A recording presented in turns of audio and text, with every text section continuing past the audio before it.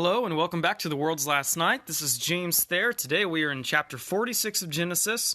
As we last read, Israel, or Jacob, had just heard that his son Joseph was still alive and finally surrendered to belief in this fact.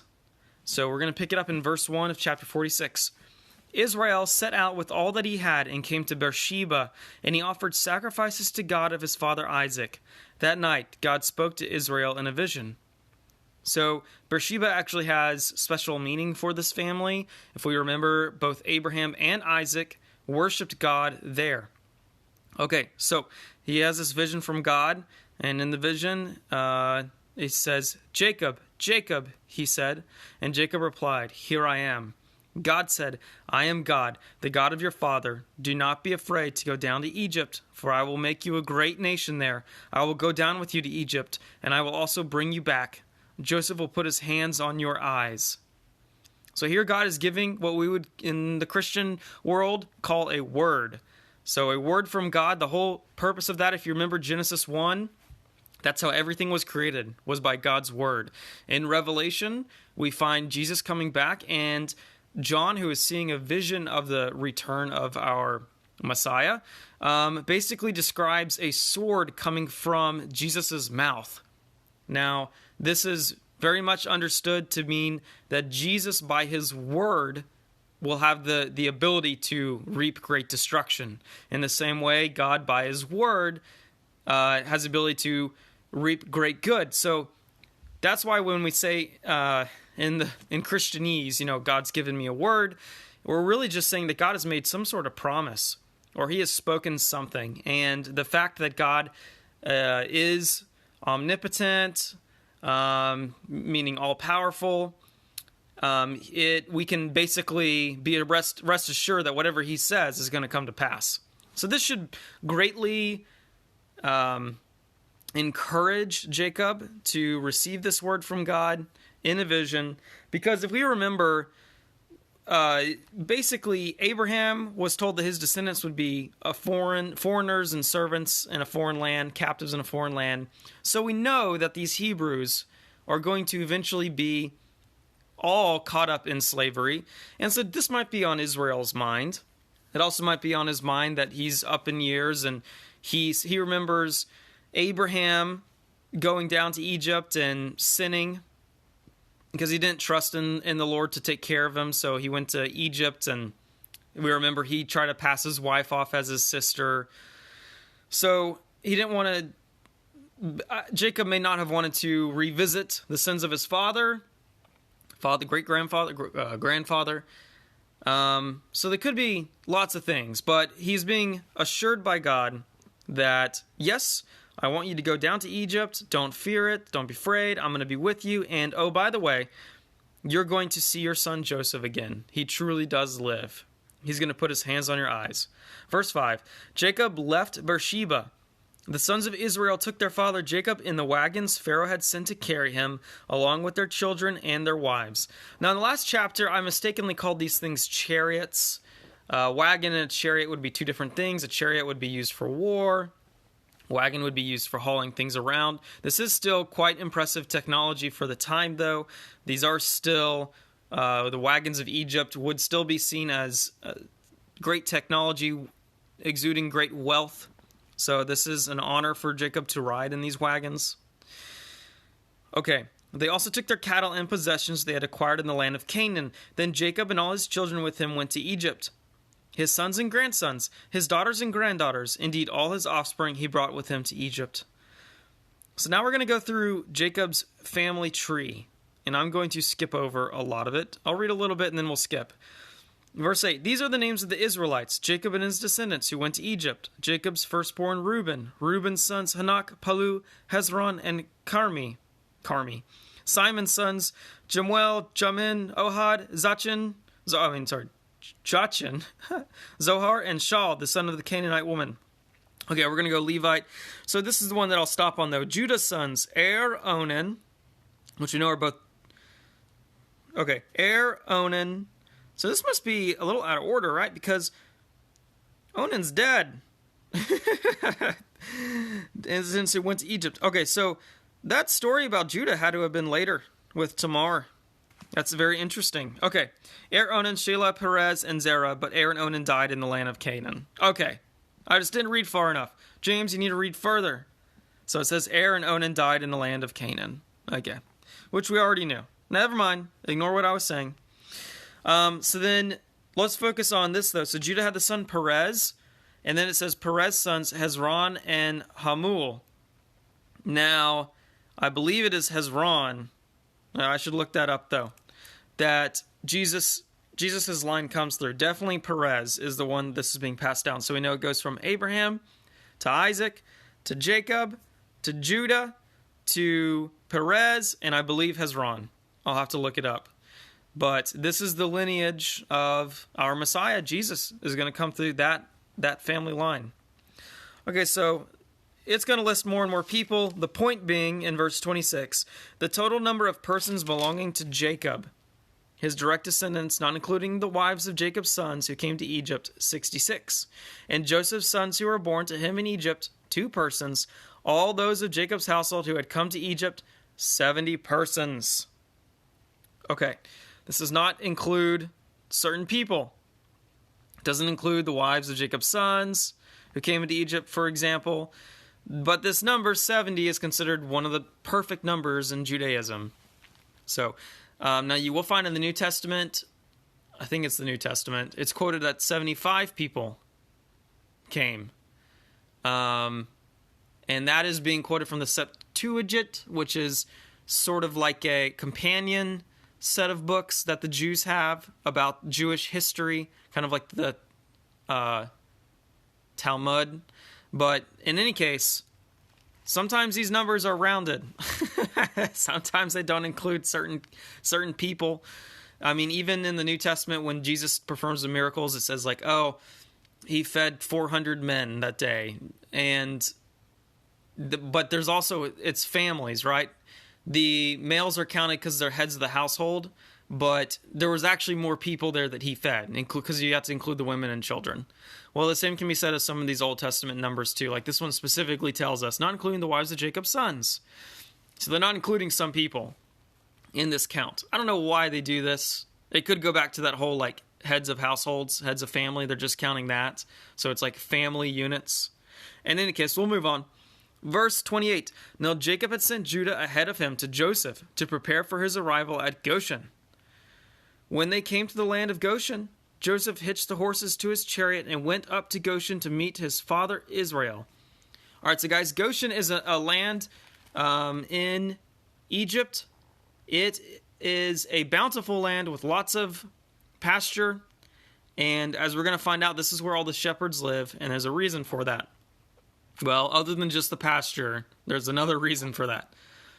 So Joseph hitched the horses to his chariot and went up so he has a chariot. That's what's up. Went up to Goshen to meet his father Israel. Joseph presented himself to him, threw his arms around him, and wept for a long time. So we have this really beautiful reunion where Jacob is finally coming into Israel. God has given him the strength and the courage to, and he is finally reunited with his son Joseph after what had to have been several decades. Then Israel said to Joseph, at last I can die, now that I have seen your face, and know you are still alive.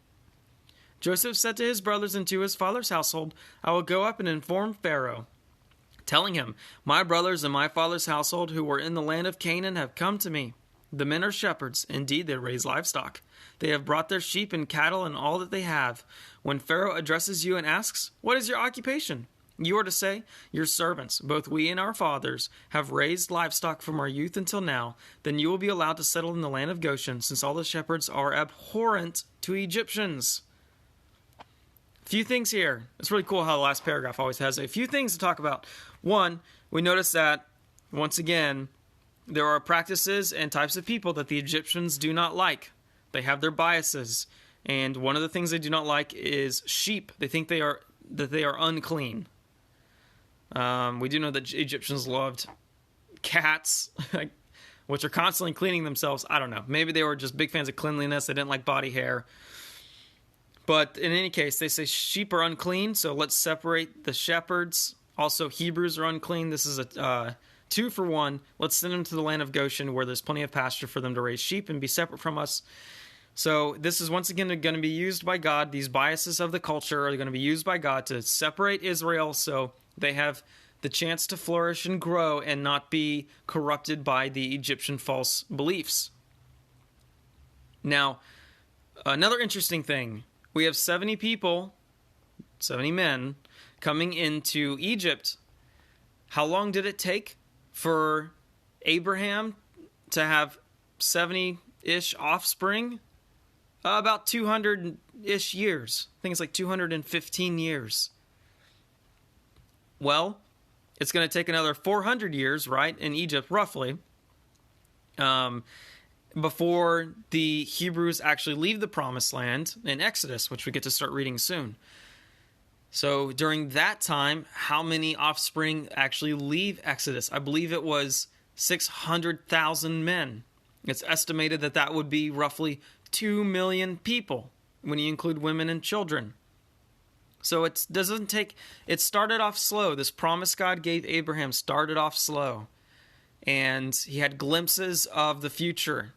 And each of his descendants had, their own glimpses of the future. And every family that we've read about has suffered with some form of infertility. And they were lucky to have 2 sons. Abraham had 2 sons, right? They were lucky to get that far. And then Jacob has 12. Now, through means we would not encourage, such as polygamy and all that. But it started off slow, but it's going to go fast here. In 400 years, you're going to have 2 million descendants of Abraham. And they're going to be a great nation, which is just how God promised. But that's how a lot of our promises nowadays work out too. He might give you a word, and it might not come to pass as quickly as you want. Well, you just got to be patient. You got to delay gratification. You got to wait on the Lord. And he is going to fulfill the things he has said. We just talked about that earlier. When he gives a word, he's going to do it. But it's going to be in his timing, not yours. And frequently, it's because he's working something out in you. Like he's been working with Jacob to try to bring Jacob to a place of faith, to stop relying on himself and his own scheming. In the same sense, when you and I are given a promise by God, he is, sometimes to us, it might seem like it's coming about slower than we expected, or we're not receiving as much help as we expected. Well, the point is that you keep going, you keep trying, you keep pursuing, and wait on God to come in for his portion. He is working something in you. Typically, in my opinion, that is, he's trying to grow you in character. And one of the best character traits is patience. So right there, you can at least say that. Trying to grow you in at least patience. So it's important that these people aren't just numerous, but are people of virtue, the right kind of people who could make a great nation.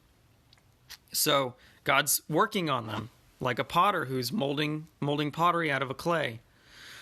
Let's see. In addition, I'll inform Pharaoh, telling him, my brothers and my father's household who are in the land of Canaan have come to me. So that's Joseph. Joseph's running interference, because without Joseph, there wouldn't really be any way that these Hebrews could come into Egypt like this. I mean, especially they wouldn't be in carts. They wouldn't be given all this land in Goshen. They're seen as less than. Yet, and in a sense they are. I mean, the political nature of the day they are, compared to Egypt, the might and power of Egypt. Yet, they have an advocate found in Joseph. And so Joseph is what we would call an intercessor. Now, an intercessor is someone who, on your behalf, argues your point, on your behalf, defends you, on your behalf, pays the way for you. They intercede on your behalf between you and some sort of authority or judge that may have a right reason to condemn you or exclude you. Joseph is being an intercessor to Pharaoh on behalf of his family, and he's the one that's there to protect them and make sure they curry good favor with Pharaoh, because he has found favor with Pharaoh himself. This is a type for how Jesus intercedes on our behalf to our God. So we know that when Jesus died, he sat at the right hand of God, right? And he sits there and he intercedes for all the saints. What does that mean? That means when Satan comes and says, James Thayer, he has all this sin in his life, and he's the accuser, right, guys? That's Satan. He's the accuser.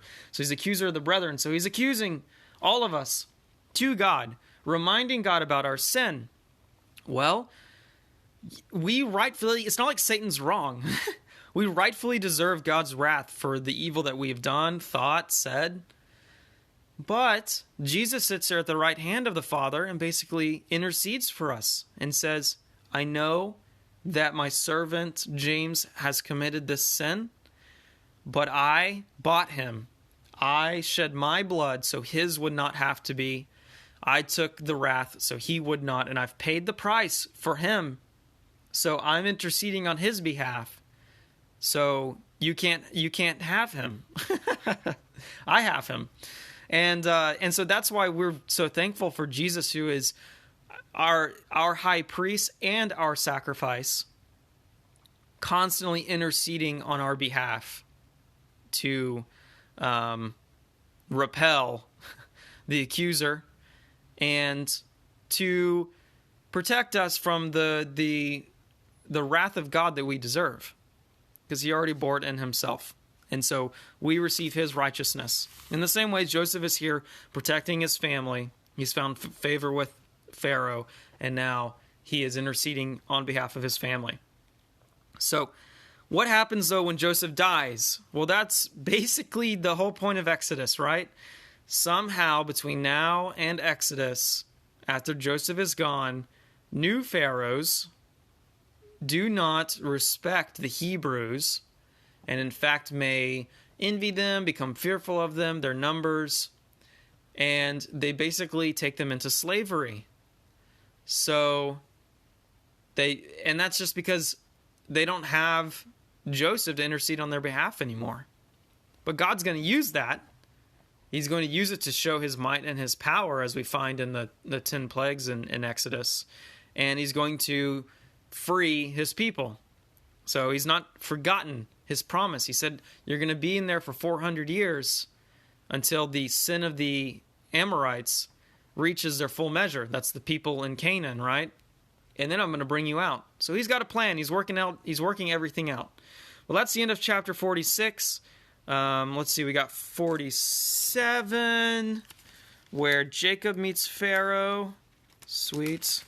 And 49 is how many chapters are in here. So we only got 7, 8, 9, 3 more chapters left to go. So until then, this is James from The World's Last Night.